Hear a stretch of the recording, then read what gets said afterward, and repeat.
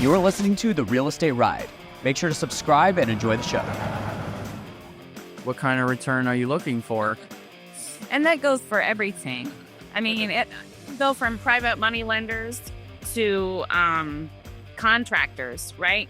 Don't put out the price as to what you're going to give them.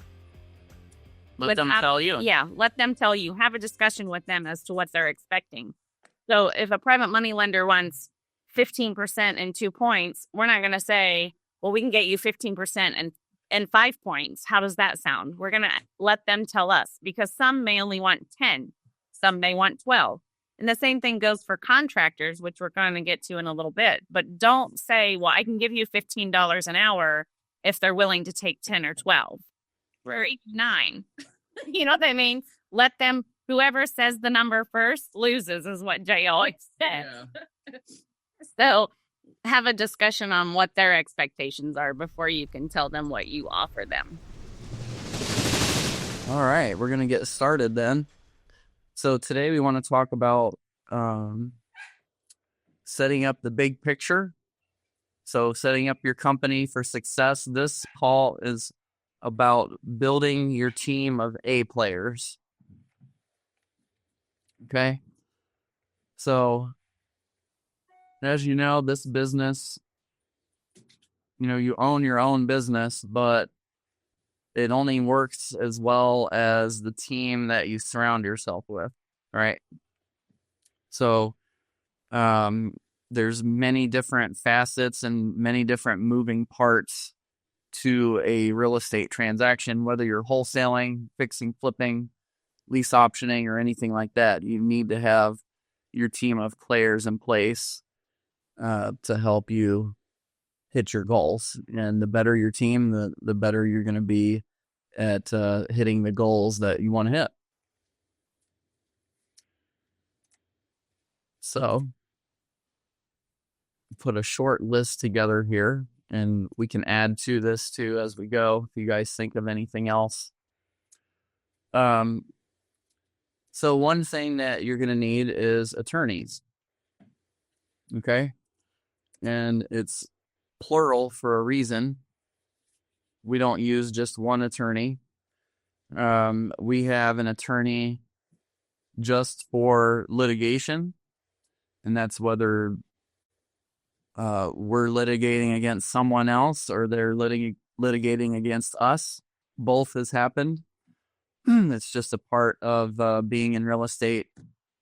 When you've done enough transactions, you're going to run into a legal dispute. So it's important to have a litigation attorney. Okay?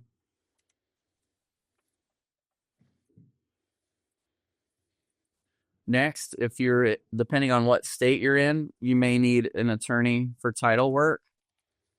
In Ohio, we just use a title company, and they usually either have an attorney on staff or they subcontract their attorney work out to another attorney.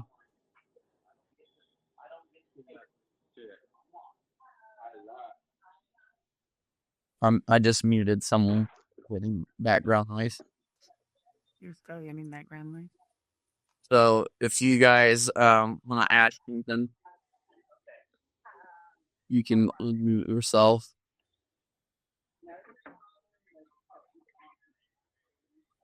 Where I'm getting noise from. There we go. It's from Rob.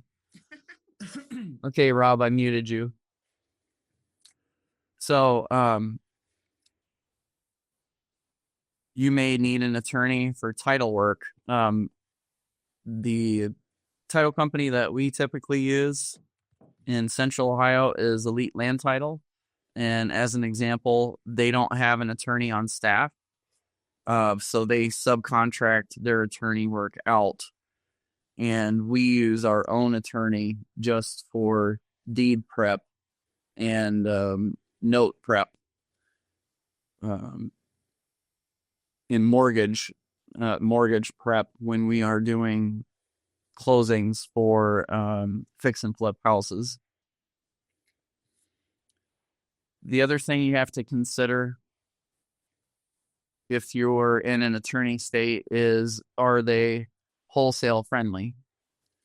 And that would go under title company as well, which I don't think I have on the list yet. Nope, you don't. Okay.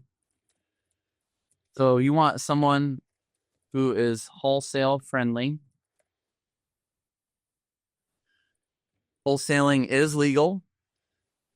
It just needs to be done in a certain fashion in order for it to be legal. Okay. And that basically, in a nutshell, is you're disclosing to the seller that you may assign your contract to someone else. And on the same side, you are disclosing to the buyer that you are assigning a contract to them. So it varies from attorney to attorney or title company to title company. As an example, Elite Land Title lets us wholesale because I am a licensed agent.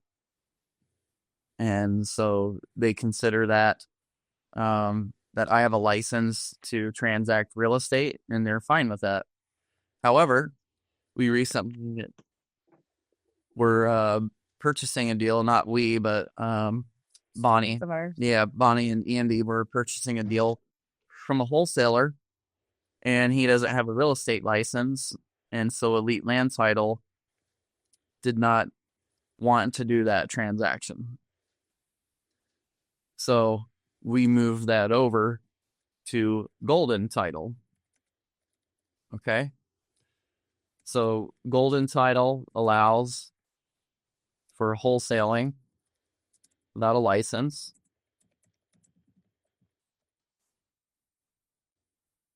And they allow for escrow. Okay. So escrow means if you are buying a fix and flip property, perfect example is Andy and Bonnie's deal. There's like, say, $50,000 in rehab. Well, a private money lender, and Wade and us just had this conversation, me, Wade, and Annie, about they don't want the borrower to get all the money at once. They don't need $50,000 at once to rehab a house. So it's split into draws.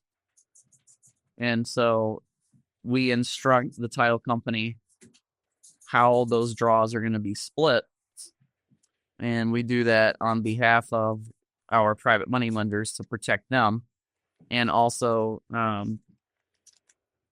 like I said, the borrower doesn't need $50,000 up front to rehab a house.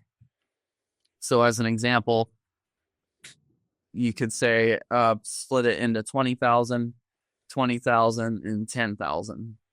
And then the borrower has to submit pictures and receipts or invoices or how much has been paid out, something that shows this was done and this was the cost for that portion. Because not every title company is willing to do that. They don't want to be responsible for escrow repairs.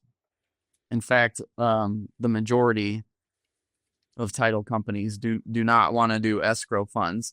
So it's very important, if you're writing offers, that you instruct your realtors how your process works.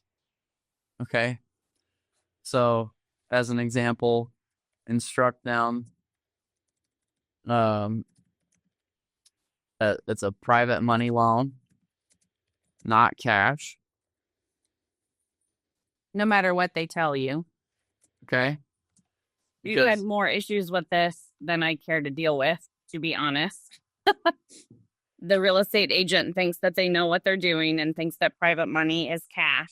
And that's not the case. There is a note and the mortgage on all private money loans and all private money deals. And every private money person or hard money person that we deal with wants a note and mortgage on the property. So it is not cash. It will never be cash, no matter what they say. It is not a cash deal. Yeah, and our system is kind of, you could almost say it's similar to a bank, where you have a board of directors, right, that approves a loan. That would be Annie and myself. And then the private money lender, who is relying on our experience and our knowledge of construction and our knowledge of our local real estate market. They're trusting us that we've done the due diligence in order to protect them and you guys as well.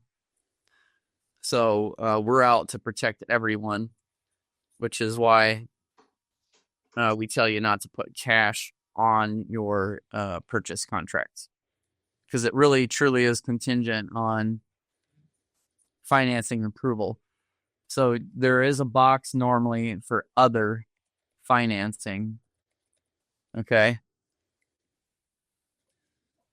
So you would let them know to check that box. And then you need to let them know to write in the title company. Yes.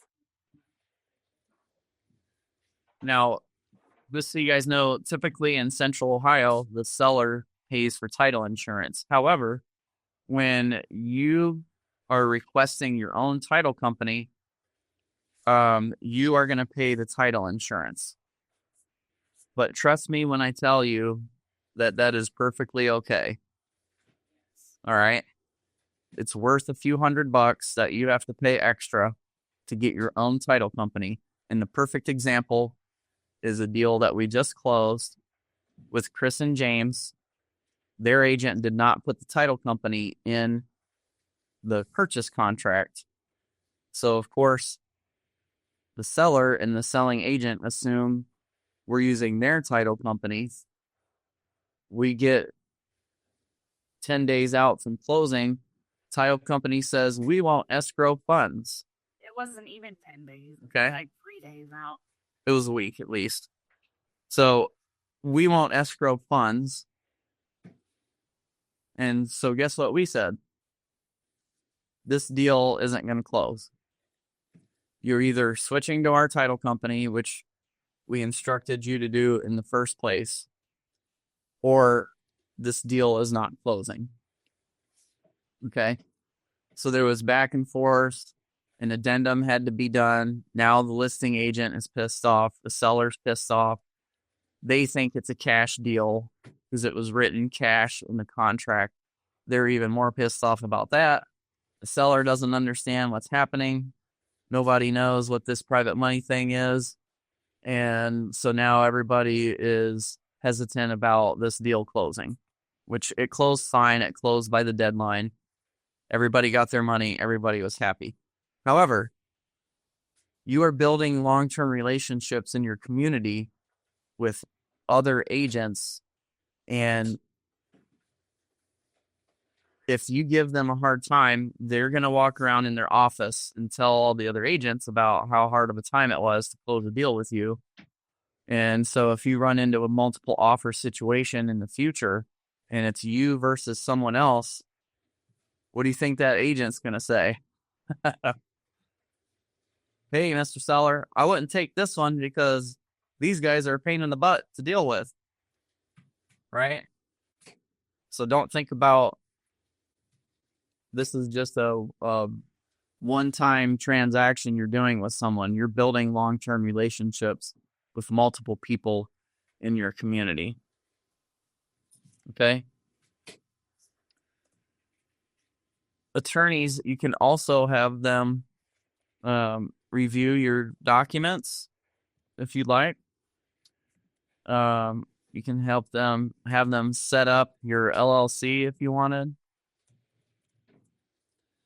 We have them prepare trusts for us because we can't legally do a trust. You have to have an attorney do that. And the trust is more for properties you're going to take over and put the property into a trust. So you're going to become a long-term owner of that property. Attorneys and title companies can also give you lists. Okay. They can give you lists of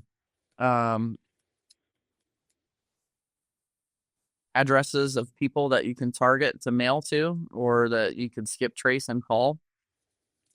So talk to your title companies and say, what tools can you give us to help us close more transactions and bring you more business, right? So we got a list from one of our title companies recently, and we're able to get a small list once a month. So they're a critical asset to your team. You know, that list could be worth a few $100s every month. And a lot of them are paying a monthly subscription for lists to provide to mainly to realtors. But as an investor, you can definitely, ask your title company what you can get from them, or your attorney. The main thing when setting up all of these players into your team, you have to remember is that they work for you, not the other way around. So if they aren't doing things the way they need to be done, then they aren't the person for you. If you have to continuously tell somebody, such as a realtor, specifically realtor so far, as for what we've discussed, if you have to continuously tell them that it is not a cash deal, they cannot put cash on the thing, on the contract. If you want to use a specific title company and they keep telling you that they want to use another title company, then that person is not for you. And it is okay to fire them. You don't have to continuously work with somebody just because it's convenient or just because you feel obligated if they aren't doing what you expect them or want them to do. If the roles were reversed and they were your boss, don't think for a second that you would continue working for somebody if you weren't doing what they expected of you. So it's very difficult in our experience for new people that have businesses to say, I don't want to work with you anymore for whatever the reason. If they're not doing things that that are expected of them, or that you want them to do or need them to do or have continuously told them to do. So just keep that in mind when you're setting up your A players, because you want A players. You don't want B and C players.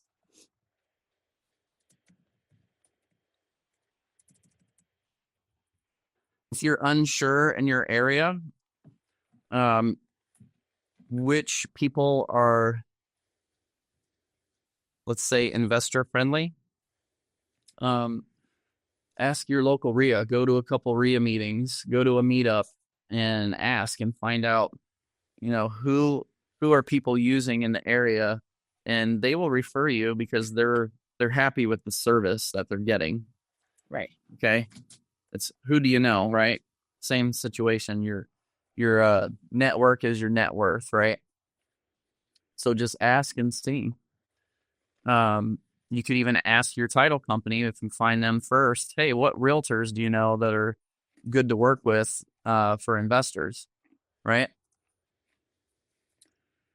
So for us, we have Golden Title, Elite Land Title,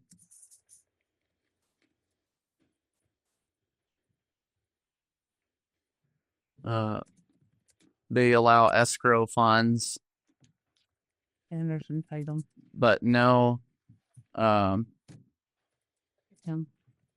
wholesaling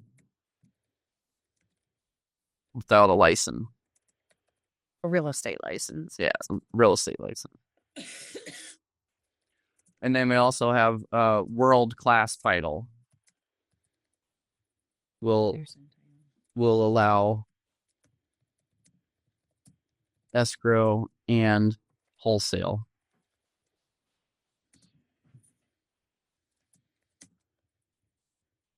Anderson title. Yes. will allow escrow subject to, so you're taking over a property.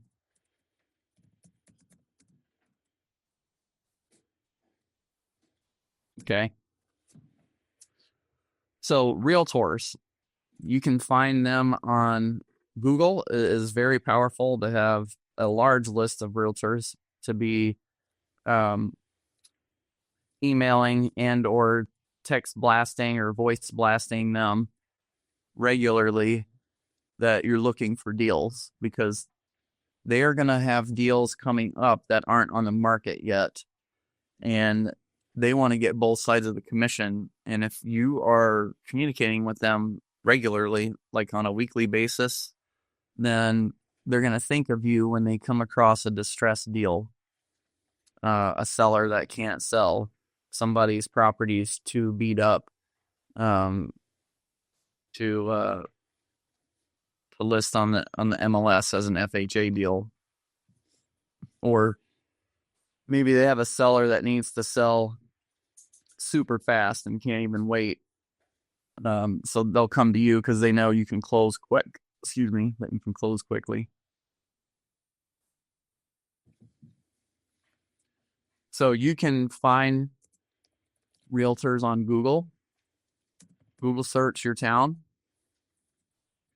You can buy a list of agents. Okay. The list you buy will give you their name, what office they're with, and their office phone. So then if you do get this, then you have to skip trace or have someone search, like a virtual assistant right here, have them search for the agents and add their cell phone number and their email. Or the other thing you can do is just pick up the phone and start looking through your area as far as what agents are there, and just call the offices and say, hey, I'm a new investor, or I'm investing in this area now and would like to have, whatever deals you come across, if you could send them to me, be on your list of cash buyers, whatever the case may be. Because even though it's private money and not cash, it's still going to close faster than a conventional loan or an FHA loan or something like that. So don't put cash on the offers, but private money is faster than conventional funding. Yeah. If you want to make your offer a little bit sweeter, you can skip the inspection period if you want. Right. You just want to make sure that you have thoroughly looked over the property and or your contractor and or your coaches to make sure that you didn't miss anything on your project. So that's something you could consider. We would never skip inspecting a septic system. That's not something that you can see that you know if it works correctly or not. So always get your septics inspected, preferably with a camera, because sometimes it may pass a dye test where they put dye down the drain with dish soap. But there still could be a crack somewhere, like on the bottom side of the drain pipe. And so it's seeping down into the ground and you don't know it. So spend the extra couple $100, because that is a ticket item that could be 10 grand all the way up to, I've heard, $35,000 here in Ohio. Oh, it's fine. So you want to make sure that your property, if it has a septic, that it's getting inspected. Mortgage lenders. This could be bankers or mortgage brokers. We use them a lot for lease options, to screen the tenants. Okay. You have a really good mortgage lender. You could also use them for your purchase contracts. If you wanted them to pre-qualify your buyer, that you have on your house that you just flipped. So this is a strategy where you can put in the MLS. Buyer must be pre-qualified by our lender, right? With no obligation to use them. Okay. Why would you do this? Perfect example. My dad is selling one of his rentals, and we got his house under contract. They had a pre-approval letter from a banker, and it's even a credit union here in our town. So they're typically a little bit better about qualifying their people than in this instance. So a week into the contract, we find out that the guy has to cancel because he can't get qualified to purchase. Okay. So that was a week wasted on a property that if we had required for that borrower to get approved with one of our preferred lenders, we would have known right up front before they actually purchased the home. So you may or may not get kickback from that on other agents, but if you want to make it your rule, then you can make it your rule for them to buy your property, that you want your lender to double check all their numbers and make sure that they're qualified from their point of view. Because again, these people work for you. So if you aren't giving the results that you expect, or, you know, in the guidelines that you have set up for your business, then it's okay to use somebody else. It's okay to get things moving in the direction that they need to be moving based on the people that you're using. Now, you're not forcing them to use them long term. You're just double checking, right? And then offering them the option of using them, because you cannot force anybody to use only the people that you work with. So the next item is private money lenders. So obviously, if you're in our high-end coaching group, you have access to private money lenders, but that doesn't mean that you can't or shouldn't find your own private money lenders as well.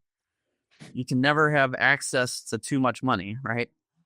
So if you're out there doing this on your own, make sure you have more than one private money lender, because they might be lending to someone else.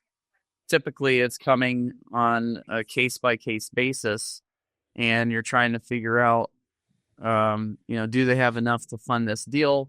And if they don't, then you should have other private money lenders lined up and ready to go. So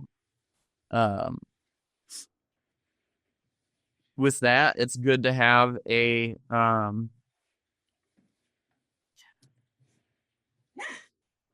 trying to think of the word, a portfolio of deals done, right? Or if you're new and you're in our group, bring them to us, and we will do case studies with them. And we've actually done walkthroughs on a Zoom call with lenders from California. They've never met us in person, never came to the properties, but we walk them through the projects, and we just show them some in the beginning stage, middle, end, and they get comfortable with the process and how things work. And that helps them feel confident in lending thousands of dollars. You got to think that sometimes when these lenders are lending 50, 60, 70, 80, 90, 100, $120,000. That could be their entire savings. They spent years earning this money.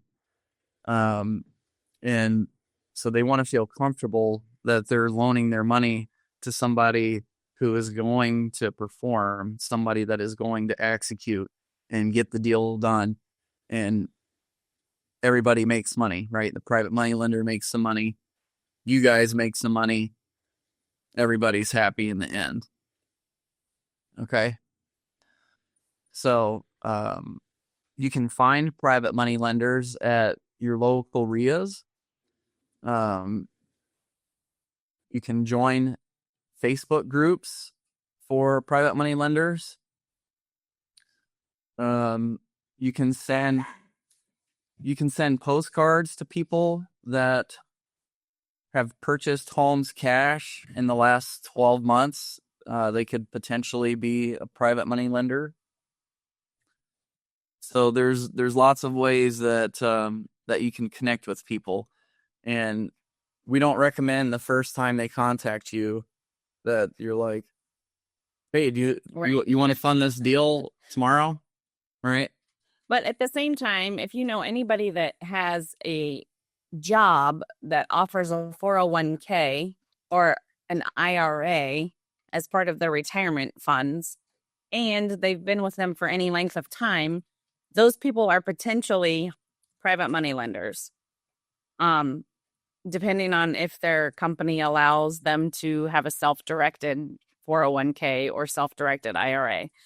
For instance, my dad, who has worked for the same company for 20 plus years at least, he has a 401k, but it is not self-directed and they don't allow him to self-direct it. So there are guidelines for other people, but potentially anyone that you know that has a 401k or an IRA is an option for a private money lender. We just have to have a conversation with them, or you could, or both, and figure out if it's a possibility and if they have it set up the right way.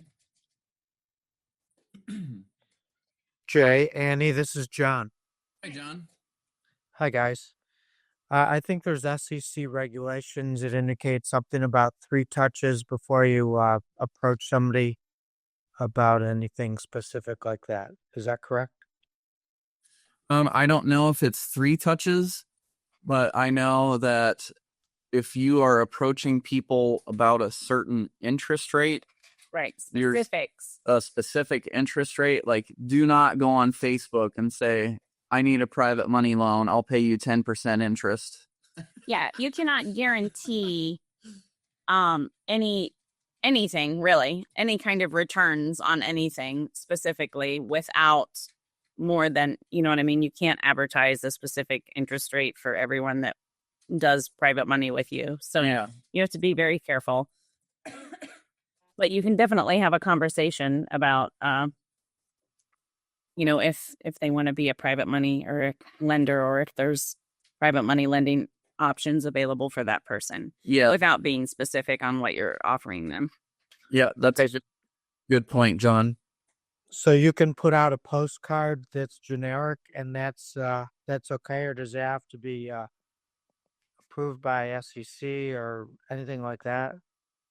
Can you repeat that question one more time? Can you send out a postcard looking for hard money lenders? Oh, yeah. Yeah, you can send out a postcard. Absolutely. You just cannot put on the postcard, I'm looking for private money and I'm going to offer you 10%. Or I'm going to offer you 18%.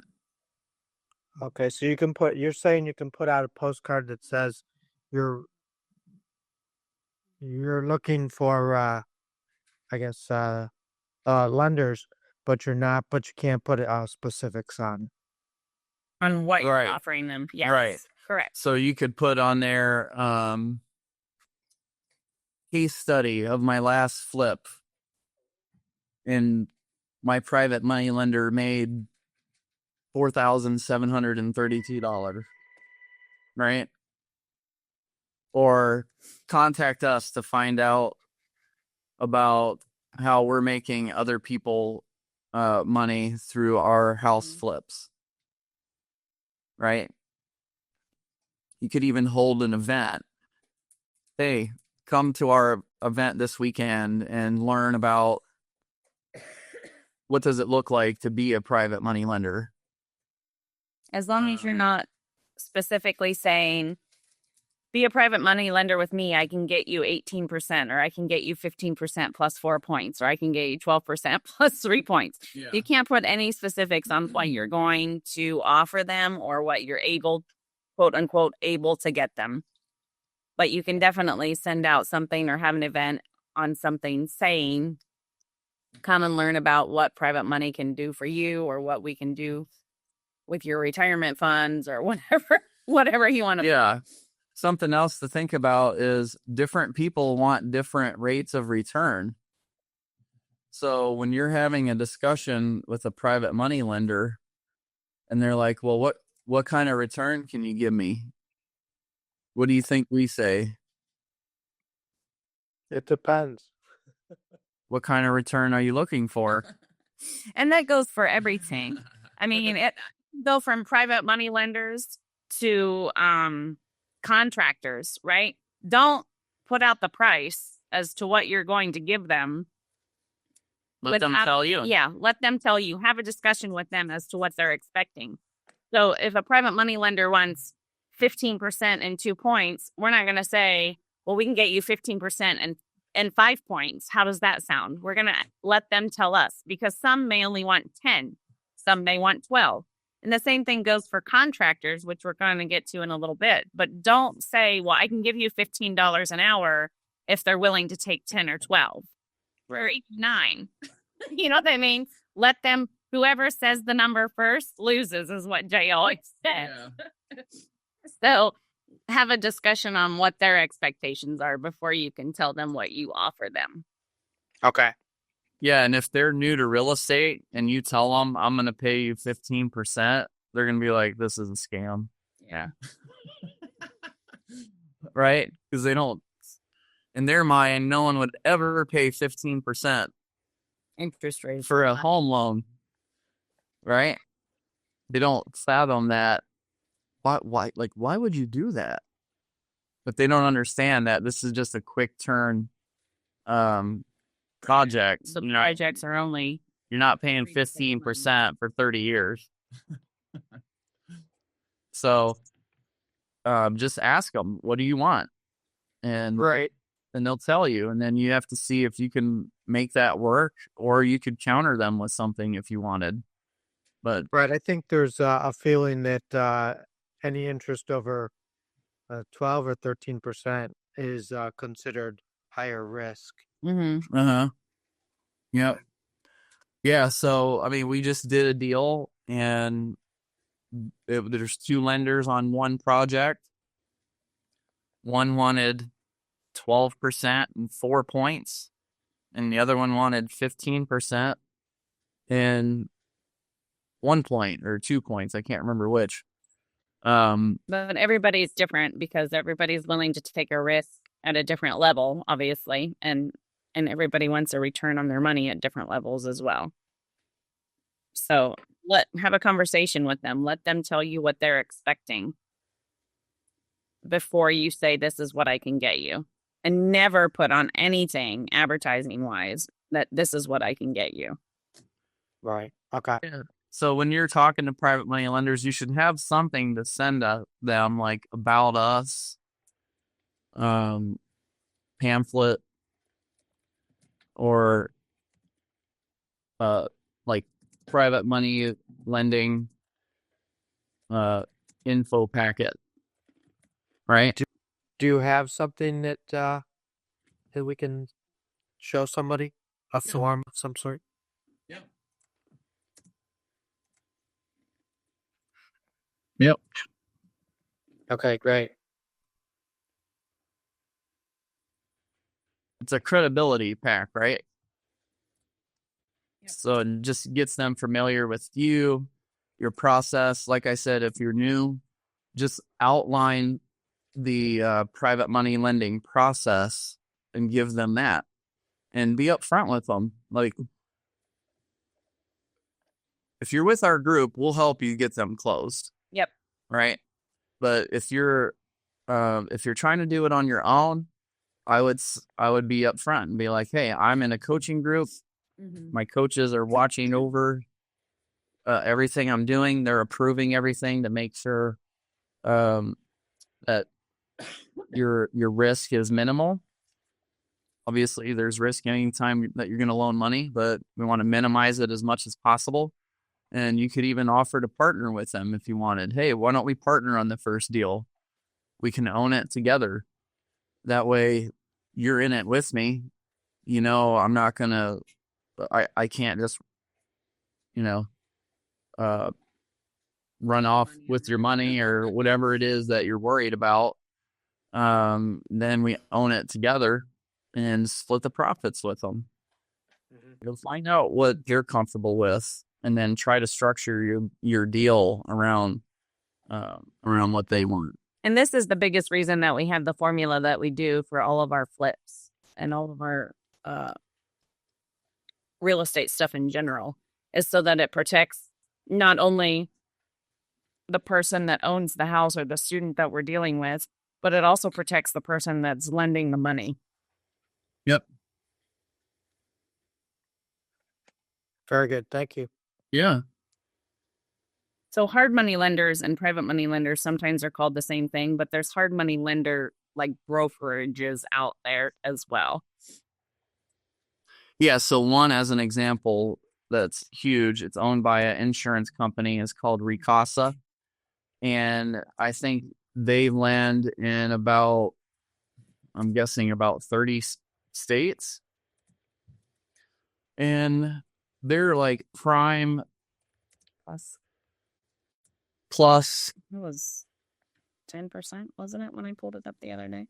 +2 or 5, +5.25, something like that. Anyway, their rate right now is around like 11.75 or something like that, plus some points. So that's an example of one hard money lender, and their term is 9 months long. Now they require a minimum credit score. So we currently lend in 16 states. 16 states? Okay. CASA does. I was way off on that. But one of them is Ohio. Uh-huh. And Tennessee.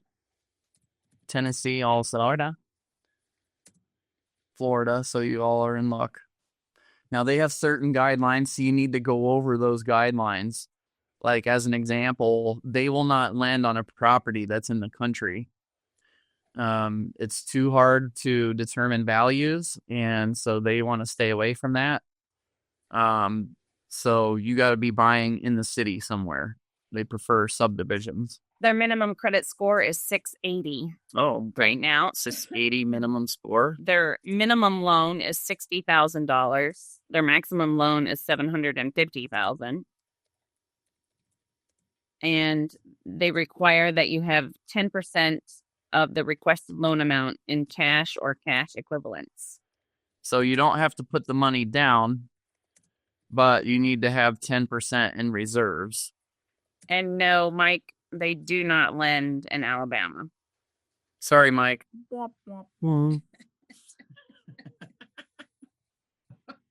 Nice. Let's see. And it's for 9 months. And if you cannot repay the loan, you can request for them to extend for a short time or refinance it. Yeah, we had to extend once with them. I think they charged us an extra 1 or 2 points. And their interest rate right now is prime plus 6.25.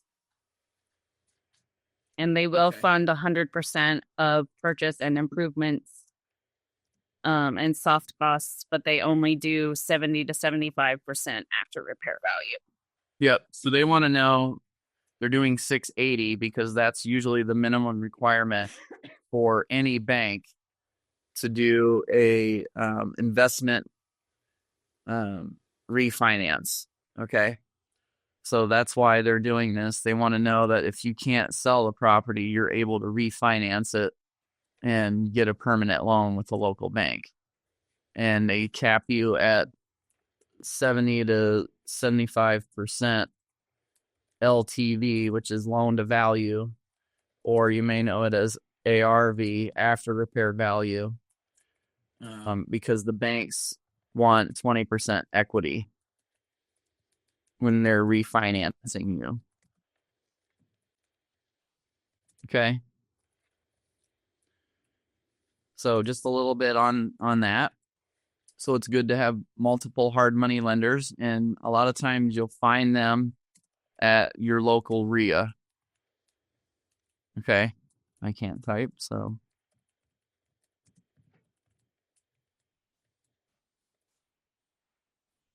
Virtual assistants are fantastic for helping you with your mundane tasks. Our next training will be on the highest and best use of your time. And if you're outlining all of the stuff that you have to do in a real estate transaction, you're going to find that it's difficult to find enough time to get everything done that you need to get done. And you should be focusing on the high money making activities like talking to sellers, making offers, and looking at properties, and building your network. Those 4 things are what you should be focusing on. So you could have your virtual assistant looking for hard money lenders, right? Title companies. You could give them a list of questions to ask. Properties themselves, they can look for properties themselves. And there are a lot of different options. You still can't spell. For VAs, and lucky for all of our coaching students, one of our coaching students is setting up his own virtual assistant. Yeah, that's the word I'm looking for. Business, basically, virtual assistant business. He's going to set up his own call center. That's the word I was looking for. So Upwork is an option. Fiverr is an option. OnlineJobs.ph is an option because they're in the Philippines. But Mike Gentry is also an option. It's Bohemian Virtual Assistants, I believe. Let me double check real quick. Yep, he's getting all that set up now. Bohemian BPO. So he is in the process of setting that up and getting it set up, and has actually talked to several of you already. But that is an option. I am 100% sure, especially since you are part of this group. So, there's lots of different options and lots of different pay scale rates for virtual assistants. Obviously, you can do some local people that just do it for you as well. Yep. So, so as an example, onlinejobs.ph, I think you pay $50 a month to have access while you're looking for someone. And then when you find them, you can cancel that monthly fee. But you can find someone for, say, $2 to $4 an hour. But you're going to have to train them yourself, right? Whereas if you hired Mike, he's doing the training for you. And as of the date of this recording, I think Mike's going to be somewhere around $5 to $6 an hour for his services. There's other companies you can hire that will train someone for you, and typically, a lot of times you're paying anywhere from $5 to $10 an hour. 5 to 8 is more like the range.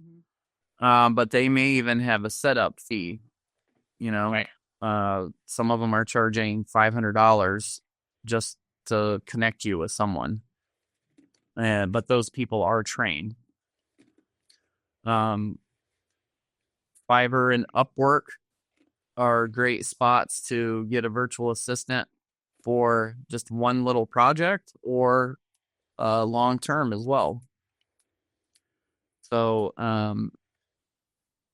you can keep an eye on them sometimes too. They have a software platform where it tracks how long they're on their screen. If you're worried about somebody It's going to rip you off for $2. Right.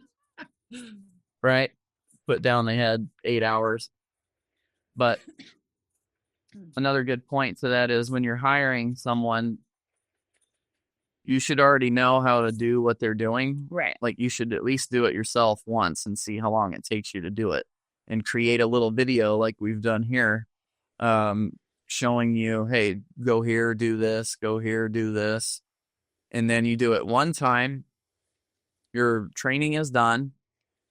You can even share it with them, say on Upwork or Fiverr. You can upload your training video and they can even watch it before they bid on your job. And then they know exactly what they need to do, and they can give you a price. You can negotiate back and forth. So there's lots of different options for that. We would encourage you to try to pick someone within 15 or 20 minutes so that you're not analyzing people nonstop. Because you could go in and it's easy to get a couple hundred applicants on Upwork. Right. And you want to narrow that down to probably 2 or 3, do a quick interview with them and get them on the job. Hey everybody, it's Jay. This is Annie. We are so grateful for you joining us on our podcast and listening in and participating. We want to offer you this additional free bonus, and that is joining our Facebook group. Yes, where we will have other individuals, not just us, but having conversations on all things real estate, and we would love to have you join us. So just click the link below and head on over and join our group. Thanks, guys. We'll see you on the other side.